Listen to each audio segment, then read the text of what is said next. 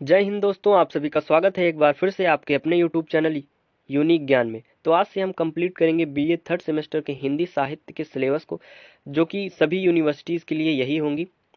Syllabus हमने पहले ही बता दिया है। जिसने नहीं देखा हो या न जानता हो वह चैनल पे विजिट करे, उसे सिलेबस मिल जाएगा, या फिर इसी वीडियो की डिस्क्रिप्शन में लिंक मिल जाएगी, सिलेबस देख लें। जिसमें हमारा पहला चैप्टर है हिंदी गद्य का उद्भव एवं विकास। हिंदी गद्य का उद्भव किस प्रकार हुआ, हम इसके बारे में इस पूरे वीडियो में अच्छे से समझेंगे और जानेंगे विकास कैसे हुआ। हिंदी गद्य का उद्भव जानने से पहले हमें यह जानना होगा कि हिंदी गद्य के उद्भव के पूर्व क्या था, कौन सी भाषा थी। तो उसके लिए हमने पॉइंट वाइज कुछ आपके लिए लाए हैं, उसको एक बार देख लीजिए और अच्छे से समझ लीजिए। आपको यह याद नहीं करना है। पहला पॉइंट क्या है, भाव एवं विचार को व्यक्त करने के लिए क्रमशः पद्य एवं गद्य का सहारा लिया जाता है। हम अपने भाव एवं विचार को व्यक्त करने के लिए या तो पद्य का सहारा लेते हैं या फिर गद्य का सहारा लेते हैं। पद्य मतलब कविताओं के माध्यम से, गद्य जैसे बोलचाल की भाषा होती है, गद्य उसे कहते हैं। हिंदी गद्य की विकास यात्रा का उल्लेख करने से पूर्व हमें ब्रज भाषा गद्य एवं राजस्थानी गद्य साहित्य पर भी दृष्टिपात कर लेना चाहिए। हिंदी गद्य के विकास की यात्रा से पहले हमें ब्रजभाषा गद्य और राजस्थानी गद्य के बारे में जान लेना चाहिए, क्योंकि हिंदी गद्य के पूर्व कौन सी भाषाएं थी जिसका गद्य हो गया था, जैसे कि ब्रज भाषाएं और राजस्थानी भाषाएं जो थी, उनका गद्य साहित्य थोड़ा सा देखने को मिल गया था, प्राप्त हो गया था, अर्थात वह अभी पूर्णतः विकसित नहीं था, लेकिन ब्रजभाषा और राजस्थानी में गद्य हमें देखने को हिंदी से पूर्व मिल गया था। उसके बाद देखते हैं, राजस्थानी गद्य में जैन साधुओं ने धर्मशास्त्र वैदिक नीति के कुछ ग्रंथ लिखे थे। राजस्थानी गद्य में जैन साधुओं ने कुछ ग्रंथ लिखे थे जो हम आपको बताएंगे, जैसे कि विट्ठलनाथ जी ने श्रृंगार रस मंडन लिखा था, 16वीं शताब्दी उत्तरार्ध, ये उत्तरार्ध है, 16वीं शताब्दी सती जो था उत्तरार्ध उसके, विट्ठलनाथ जी ने श्रृंगार रस मंडन लिखा हुआ था, जिसमें गद्य का हमें थोड़ा सा देखने को झलक मिल जाती है। उसके बाद गोकुलनाथ जी ने 252 वैष्णवन की वार्ता लिखी हुई थी। 84 वैष्णवन की वार्ता भी गोकुलनाथ जी ने लिखी थी, जो कि 17वीं शताब्दी में, दोनों, यह 252 वैष्णवन की वार्ता और 84 वैष्णवन की वार्ता दोनों 17वीं शताब्दी में गोकुलनाथ जी ने लिखी थी। इसके अलावा अष्टयाम, ज्ञान मंजरी, नासिकेतोपाख्यान, वैताल पच्चीसी इत्यादि यह अन्य है रचनाएं जिसमें हमें हिंदी गद्य की झलक देखने को पहले से ही मिल चुकी थी 16वीं सती और 17वीं सती में।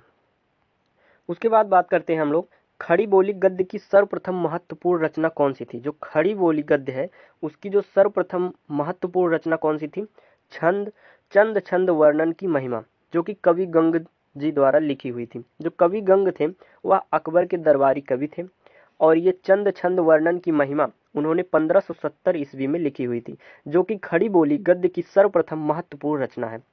फिर 1761 में राम प्रसाद निरंजनी ने भाषा योग का वशिष्ठ की रचना की थी, जो रचनाएं हिंदी गद्य के उद्भव या विकास के लिए महत्वपूर्ण हैं, उन्हें हम क्रमवार आपको बताते चल रहे हैं। इससे अधिक आपको कुछ नहीं जानना होता है, यह आपको याद नहीं करना है। हिंदी गद्य का जो उद्भव हो उसमें से एक प्रश्न आ सकता है, चाहे ऑप्शनल हो या फिर लिखित हो, कैसे भी हो, आपको प्रश्न यहीं से देखने को मिलेगा। फिर 1766 ईस्वी में दौलत राम जैन पद्म पुराण वचनिका में राम कथा का खड़ी बोली में वर्णन किया।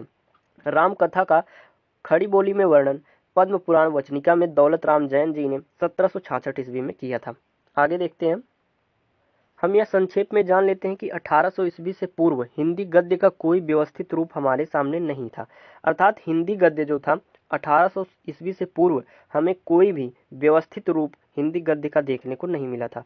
1800 ईस्वी के पश्चात जब अंग्रेजों ने कोलकाता में फोर्ट विलियम्स कॉलेज की स्थापना की, जिसने हिंदी के भावी स्वरूप के संबंध में महत्वपूर्ण भूमिका का निर्वहन किया।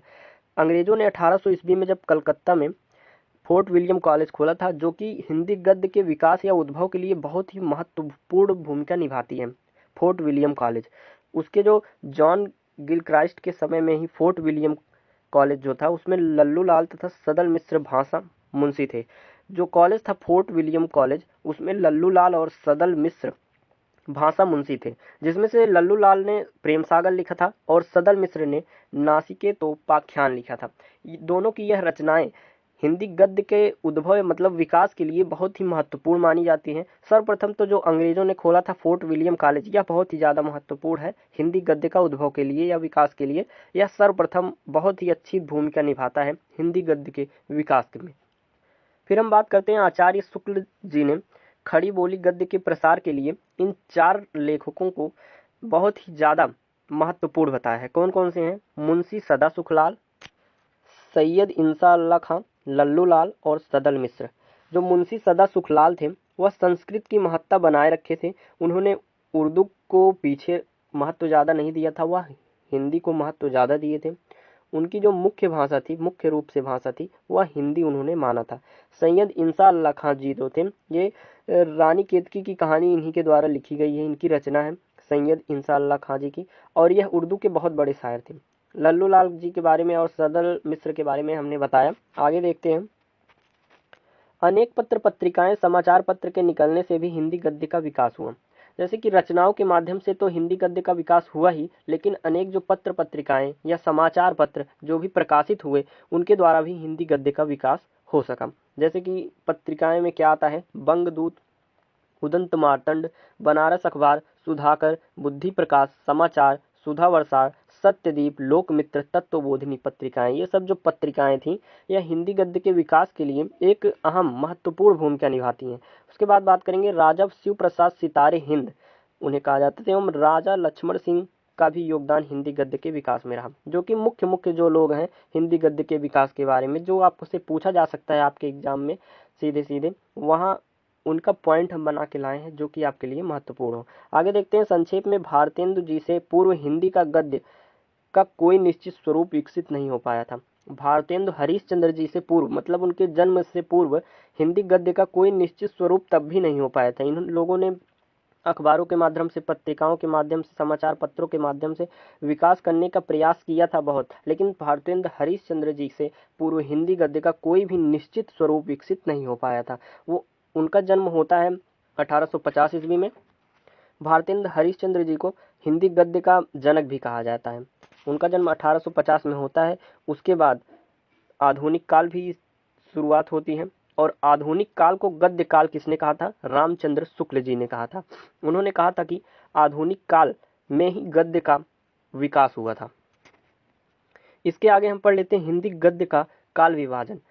नेक्स्ट जो चैप्टर होगा, अगला चैप्टर हमारा क्या है? कहानी। कहानी के उद्भव विकास के बारे में हम अच्छे से पढ़ेंगे। तो जिन्हें भी बीए फर्स्ट सेमेस्टर या थर्ड सेमेस्टर, जिन भी सेमेस्टर में बीए में हो, अच्छे अंक प्राप्त करने हो तो चैनल को सब्सक्राइब करें, और अच्छे टॉपिक वाइज हम आपको वीडियो प्राप्त कराएंगे। देखते हैं हिंदी गद्य का काल विभाजन। पूर्व सबसे पहला होता है पूर्व भारतेंदु युग, अर्थात भारतेंदु युग, जो भारतेंदु हरिश्चंद्र जी का जन्म होता है उससे पूर्व जो था, जब आए भारतेंदु हरिश्चंद्र, उनसे पूर्व जो काल था वह पूर्व भारतेंदु युग कहलाता है। इसे ही प्राचीन युग कहलाता है। यह 13वीं शताब्दी से 1868 ईस्वी तक रहा था। प्राचीन युग हमने अब तक जो ऊपर आपको बताया वह सब प्राचीन युग में आ जाता है। फिर आता है भारतेंदु युग, जिसे नवजागरण काल कहते हैं, जिसमें गद्य का बहुत ही ज़्यादा विकास हुआ था। इस युग में ही गद्य का पूर्णतः विकास हो चुका था। यह कब से कब तक है? 1868 ईस्वी से 1900 ईस्वी तक। फिर आता है द्विवेदी युग, 1900 से 1922 ईस्वी तक। शुक्ल युग उसके बाद आता है। छायावादी युग 1922 से 1938 ईस्वी तक। शुक्ल युग मतलब रामचंद्र शुक्ल जी का युग। शुक्लोत्तर युग मतलब रामचंद्र शुक्ल, ये शुक्ल युग के बाद, उत्तर मतलब बाद, शुक्ल युग के बाद जो युग आता है उसे शुक्लोत्तर युग कहते हैं। वह 1938 से 1947 तक था। अब आ गया है स्वातंत्र्योत्तर युग, जो कि 1947 ईस्वी से अब तक था। यह था हिंदी गद्य का काल विभाजन। हमने आपको हिंदी गद्य का उद्भव एवं विकास के बारे में पूर्णतः जानकारी प्राप्त कराई है। अगर हिंदी गद्य से आपका एक भी प्रश्न बनता है तो संभवतः यहीं से आपको देखने को मिलेगा। आप किसी भी यूनिवर्सिटी से हों, किसी भी विश्वविद्यालय से हों, सिलेबस आपका यही है और आपको हर एक चैप्टर अच्छे से पढ़ाया जाएगा। तो वीडियो अगर अच्छी लगी हो तो चैनल सब्सक्राइब करें और अपने दोस्तों के पास शेयर करें, जिससे वह भी यह जानकारी का लाभ उठा सकें। धन्यवाद, मिलते हैं अगले वीडियो में।